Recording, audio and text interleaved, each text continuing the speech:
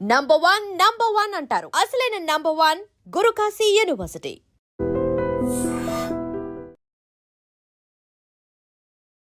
Welcome to iDream. నేను ఉదయశ్రీ. సికింద్రాబాద్ బోయిన్పల్లిలో చాలా దారుణమైన సంఘటన జరిగింది. భార్య పైన అనుమానంతో ఆల్రెడీ ఆయన తాగుబోతూ మద్యానికి బానిసయ్యారు. భార్య అసభ్యకరమైన ఫోటోలు ఆయన సోషల్ మీడియాలో పోస్ట్ చేయడం జరిగింది. సో ఆ బాధ తట్టుకోలేక తను పుట్టింటికి వెళ్ళి ఫినాయిల్ తాగి ఆత్మహత్యాయత్నానికి ప్రయత్నించింది. మరి ఇది ఇవాల్టి బర్నింగ్ ఇష్యూ. మరి ఇలాంటి వాళ్ళకి ఎలాంటి పనిష్మెంట్ ఇవ్వాలి, ఎందుకు ఇలా కొత్త కొత్త దారులు వెతుకుతూ ఉన్నారు?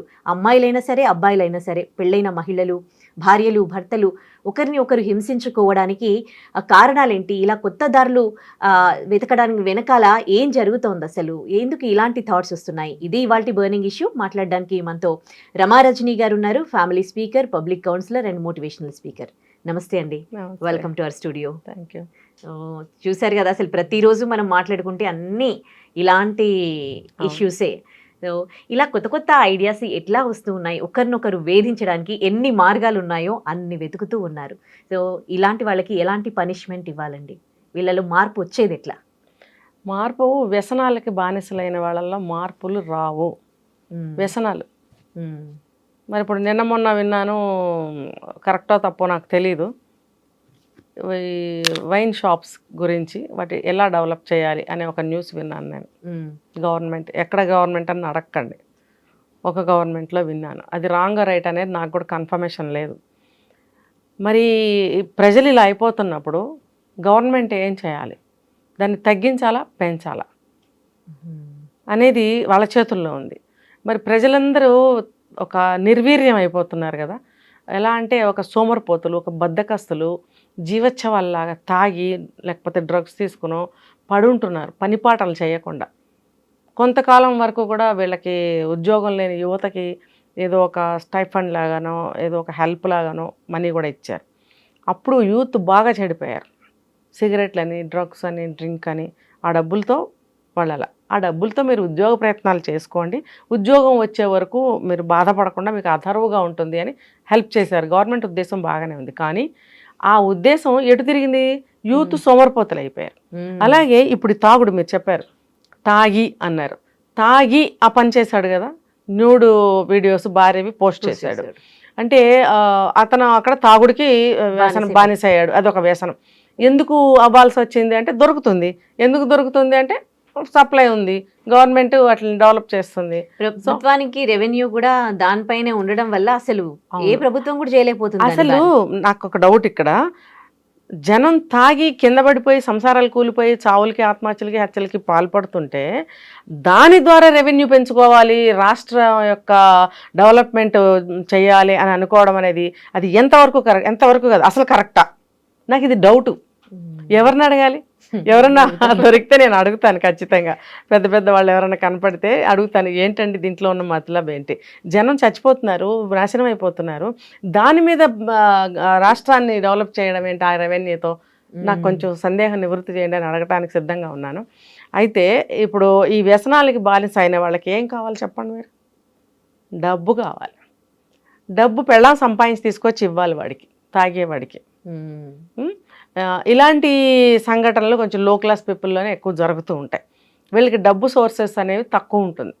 తను సంపాదించినంత వరకు సంపాదించాడు, తాగాడు, తందనాలాడు, మూలబడ్డాడు. ఇప్పుడు సంపాదించడానికి వెళ్ళలేడు అనుకుందాం, జాబుకి వెళ్ళట్లేదు, డబ్బు లేదు. వాడి డబ్బు ఎక్కడి నుంచి వస్తుంది? కన్నం వేయాలి. కన్నం వేస్తే జైల్లో ఉంటాడు కదా. ఎవరి దగ్గర నుంచి ఎలా దోచేసుకుంటాడు? పెళ్ళాన్ని కొడుతూ ఉంటాడు, డబ్బు కావాలి. ఆమె ఏదైనా పని చేసి సంపాదించుకొచ్చి ఇస్తుంటే కొంతవరకు సాగుతుంది. కానీ అవి సరిపోవే. అది ఇచ్చే కొద్దీ వీడు తాగుతూనే ఉంటాడు. ఇంత ఇస్తే ఇంత తాగుతాడు, అంత ఇస్తే అంత తాగుతాడు. అంత తాగడానికి అలవాటు పడినాడు, ఎంత ఇస్తే సర్దుకోలేడు వాడు. ఇంత తాగినోడికి ఇంకా అంత తాగాలనిపిస్తుంది, డబ్బు కూడా అంత కావాలి. మరి ఆ మనిషి తీసుకొచ్చి ఇవ్వగలదా? ఇంట్లో పిల్లలు ఉంటారు, సంసారం ఉంటుంది, వాడి తెల్లో దాని తెల్లో ఎవరో ఇంట్లో ఉంటారు. నేను ఇలా ఎందుకు అంటున్నానంటే వాళ్ళు అలా చేసుకుంటున్నారు జీవితాలని, భ్రష్టు పట్టిపోతున్నారు. ఇలాంటి వాళ్ళకి గౌరవ మర్యాదలు ఉండవు సమాజంలో. ఇలాంటి మాటల కన్నా వాళ్ళు కాస్తంత మార్పు తెచ్చుకుంటారని కొంచెం హార్ష్గా మాట్లాడటం జరుగుతుంది తప్పితే వేరే ఉద్దేశం ఏం కాదు. ఇందులో ఈ కోవలకి అందరూ రారు. అలా ఎవరైతే ఉన్నారో వాళ్ళకి మాత్రమే చెందుతాయి ఇవి. సో వాళ్ళు డబ్బు కోసం చూస్తుంటారు. ఒకవేళ అతని తల్లి అక్కడ ఉన్నా సరే అతని తల్లికి తిండి కోడలు పెట్టాలా? ఇతను భార్య పెట్టాలా? పసిపిల్లలు ఉంటారు, లేకపోతే 15 ఏళ్ల పిల్లలు ఉంటారు, వాళ్ళు ఉద్యోగాలు చేసే వయసులు కావు, వాళ్ళు తీసుకొచ్చి పెడతారా? ఈ తండ్రిని చూసి వాళ్ళు కూడా చదువు సంధ్యలు మానేసి ఏదో ఒక చిన్న పని చేసుకుంటాము, లేకపోతే దొంగతనాలకు పాల్పడటం లాంటివి చేస్తుంటారు. మనం కొన్ని మూవీస్లో కూడా చూసాం, ఇలా పిల్లలు దొంగతనాలు చేసి తీసుకొచ్చిన డబ్బుతో తాగిన తండ్రులు, అలాంటి మూవీస్ కూడా మనం చూసాం. అంటే మూవీస్ చూసి చెడిపోయేవాళ్ళు ఉన్నారు బయట. ఇలాంటి సినిమాలు కూడా తీయకూడదు. సరే, ఈ వీళ్ళకి ఏం కావాలి? డబ్బు కావాలి. భార్య ఎంతవరకు తీసుకొస్తుంది? పిల్లల్నే పోషించుకుంటుందా? తనకి తాను చూసుకుంటుందా? మరి ఇతనికి తాగునైనా తాగి పడుకో అని చెప్పి డబ్బులు ఇవ్వగలుగుతుందా? ఇవన్నీ ఆలోచించే ఇది ఉండదు. ఆ సోర్సెస్ పోతాయి కొన్నాళ్ళకి, ఇంట్లోంచి గెంటడమో ఏదో చేస్తారు. చేసినప్పుడు ఏం చేస్తారు వీళ్ళు? ఇప్పుడు మన కోవిడ్ టైంలో కూడా భార్యని న్యూడ్గా చూపించి డబ్బులు సంపాదించాడు కొన్ని లక్షలు అని చెప్పి ఒక కేసు అయింది, మనకి వచ్చింది బయటికి. అంటే కోవిడ్ సమయంలో అని కాదు, కానీ ఇప్పుడు వీళ్ళకి బుద్ధులు పుడుతున్నాయి. ఇలాంటివి మనం అలా పోస్ట్ చేస్తే ఈ రకంగా మనం డబ్బులు సంపాదించవచ్చేమో. ఒక దరిద్రపు ఆలోచన, వెధవ ఆలోచన, నీచపు ఆలోచన అనమాట. ఇక్కడ ఈ కేసులో మాత్రం అతనికంటే అనుమానం అంట భార్య పైన. అండ్ వాళ్ళకి పెళ్ళి అనుమానం అయితే మరి ఆర్య సమాజ్ లో చేసుకున్నారట వాళ్ళకి.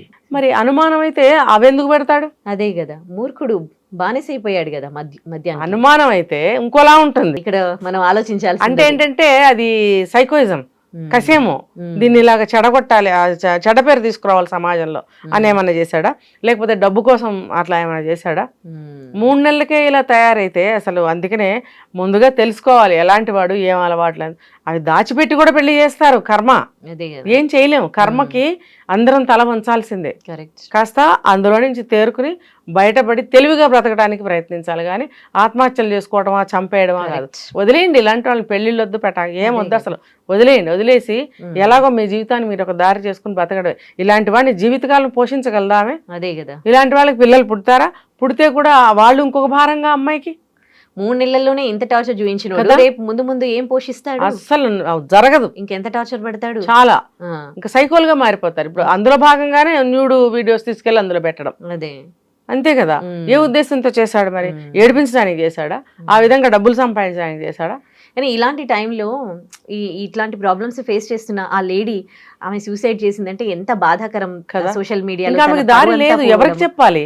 ఇప్పుడు ఏమంటారు? పెళ్లి చేసామమ్మా సర్దుకో అంటారు. అత్తమామలు చాలా మంది ఏమంటారంటే, మగాడు అన్నాక ఆ మాత్రం ఉండడా? ఏంటి మగాడు? తాగి ఈ రకంగా చేస్తాడా మగాడు? మగాడైతే ఆయన ఫిజిక్ని బట్టి 2 ముద్దలు ఎక్కువ తింటాడు, కొంచెం గట్టిగా ఉంటాడు, వెళ్ళి ఉద్యోగం చేసుకొస్తాడు, సమస్య ఏమైనా ఉంటే పరిష్కరించగలగాలి. ఇది మగాడంటే. ఇవా అలా అంటారు కొంతమంది. మగాడు అన్నాక ఏం అలా తప్పది, అది రాంగ్ అంటే రాంగ్. మగాడు అన్నాక లేదు, ఆడదన్నాక లేదు, అంతా ఒకటే. మూర్ఖులు ఇట్లా ఉన్నప్పుడు ఇప్పుడు ఆవిడ ఇలాంటి టైంలో అట్లా సూసైడ్ అటెంప్ట్ చేసింది. తల్లిదండ్రులు కూడా ఎంతో ప్రేమగా అల్లారు ముద్దుగా చాలా. సో ఇట్లా చాలా మంది ఫేస్ చేస్తూ ఉంటారు కదా, వాళ్ళకి మీరు ఏం చెప్తారండి? సూసైడ్ చేసుకోవాల్సిన అవసరం లేదండి. ఎందుకు? ఇప్పుడు కోర్టు ద్వారా విడాకులు అంటే ఇలాంటి వాళ్ళు వచ్చి విడాకులు ఇస్తారా లేదనేది మనకు తెలియదు. లేడీస్ ముందుగా వెళ్తే విడాకులు త్వరగా వస్తాయని కూడా అంటున్నారు కదా. ఆ సోర్స్ చూసుకుని వీళ్ళు ఆ ప్రయత్నాలు చేసుకోవచ్చు. లేదా వాడు మనకు దారికి రాకపోతే వదిలేసి నీ దారిని నువ్వు పుట్టింటికి వెళ్ళి నీ కెరీర్ నువ్వు చూసుకోవచ్చు. కోర్టు ద్వారానే మనం పరిష్కరించుకుందామని చెప్పాలి. వాడి ఇంటికి వచ్చి వెర్రి వేషాలు, వెధ వేషాలు వేస్తారు. అక్కడికి వచ్చి కూడా రిబాబ్ చేసి కొట్టడం. మనం కేసు గుంటూరు దగ్గర ఎక్కడ చూసాం.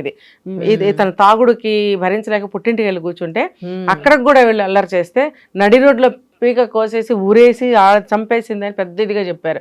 ఎంత నువ్వు టార్చర్ పెట్టకపోతే భర్త అనేవాడిని చంపుతుంది? ఏ పగా లేదు వాళ్ళిద్దరి మధ్యన. పెళ్ళై 11 ఏళ్ళు 12 ఏళ్ళు. నువ్వు ఈ రకంగా రాక్షసంగా బిహేవ్ చేస్తుంటే అసలు ఎందుకు భరించాలి? 4 మాటలు అంటేనే కండ ఉన్నంత బాధపడతామే. నువ్వు అంత మానసికంగా శారీరకంగా హింస పెడుతుంటే ఆడది ఏం చేస్తుంది? ఆ అమ్మాయి తల్లిదండ్రులు కూడా ఏమీ చేయలేక చూస్తూ నుంచున్నారు. ఆ స్థితి తెచ్చుకుంటున్నారు వీళ్ళు. కాబట్టి మీరు కోర్టు ద్వారా వచ్చి తేల్చుకో, నీకు నాకు సంబంధం లేదు అని గట్టిగా చెప్పాలి. కోర్టుకి అప్రోచ్ అవ్వాలి, కేసు అనేది పెట్టుకోవాలి. లేకపోతే ఆ రక్షణ అనేది ఉండదు. ఈ కష్టంలో ఉన్న ఏ వ్యక్తి అయినా సరే, ఆడవచ్చు మగవచ్చు, అది భరిస్తూ ఆత్మహత్య చేసుకోవాలా, భరిస్తూ ఉండాలా అవసరం లేదు. మీరు మెల్లిగా దాన్ని విడిపోవడమే. కోర్టు ద్వారా, పంచాయతీల ద్వారా, పెద్దల ద్వారానో ఏదో ఒక విధంగా విడదీసుకోవాలి. అయితే తర్వాత కూడా పగలబడుతున్నారు. దానికి ఎవరికి వాళ్ళ ఒక సిచ్యువేషన్ బట్టి వాళ్ళ నిర్ణయాలు తీసుకోవాల్సి ఉంటుంది. అందరిది మనం చెప్పలేం. వాళ్ళ ఫ్యామిలీ స్థితిగతులు ఏంటి, మెంటల్ కండిషన్స్ ఏంటి, వాళ్ళు ఎందుకు అలా చేస్తున్నారు, వాళ్ళకే తెలుస్తుంది. దాన్ని బట్టి వాళ్ళు నిర్ణయం తీసుకోవాల్సి ఉంటుంది. రైట్. చాలా మంచి విషయాలు చెప్పారండి. Thank you. నిజంగా ప్రస్తుతం ఉన్నటువంటి సమాజం దేనికి ప్రయారిటీ ఇస్తుంది? ఆర్థిక సంబంధాల చుట్టూ మాత్రమే తిరుగుతోంది. మళ్ళీ ఎన్నికలంగానే చాలా విరక్తి కలుగుతాం. మంచి అనిపిస్తుంది కదా, లేడీస్ కూడా ఛాలెంజింగ్ జాబ్స్ చేసినప్పుడు చాలా బాగుంటది. ట్రాఫిక్ అసిస్టెంట్స్ గా నియమించిన ట్రాన్స్జెండర్స్ అందరితో సాల్యూట్ చేయించుకుంటున్నారు. ఫుడ్ డెలివరీ ఇవ్వటానికి వెళ్ళినటువంటి డెలివరీ బాయ్ అనిల్ పై కళ్ళ ముందు పెళ్ళండి